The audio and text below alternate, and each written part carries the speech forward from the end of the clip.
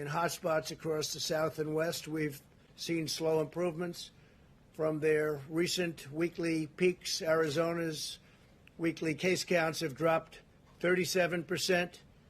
That's a tremendous drop, and the governor and the state have done a fantastic job. Down 37%. Texas down 18.7%. I was there a couple of days ago.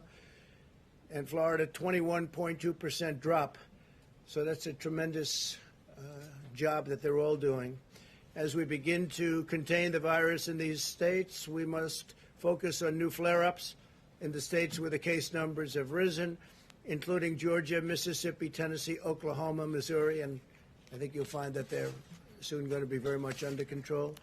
Meanwhile, 18 states continue to have very low case numbers and low test positivity rates, under 5%. Alaska, Connecticut, Delaware, Illinois, Maine, Maryland, Massachusetts, Michigan, Montana, New Hampshire, New Jersey, New York, North Dakota, Oregon, Rhode Island, Vermont, West Virginia, and Wyoming. It's under 5. Even in these states, however, where the virus is under control and at a very low number, Americans should continue to be vigilant, be careful, in order to prevent the new hotspots from opening up, or any new hotspots from opening up in those states. To that end, I urge all Americans to continue to socially distance, wash your hands, wear a mask when you cannot avoid crowded places, and to protect the elderly. Very, very important. Protect the elderly. It's much different. Young children have very strong immune systems. We've learned how strong they are. But protect the elderly. The average age of those who succumb to the virus is 78 years old. That's the average age. It's important for all Americans to recognize that a permanent lockdown is not a viable path toward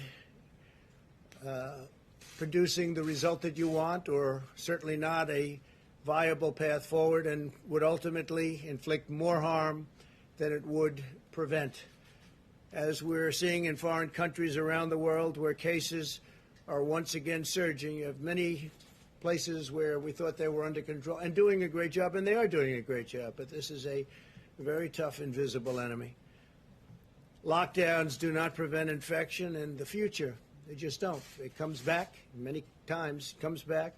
The purpose of a lockdown is to buy time to build capacity, especially with respect to hospitals, learn more about the disease and develop effective treatments, as we did in the United States. We're doing very well with the vaccines and the therapeutics.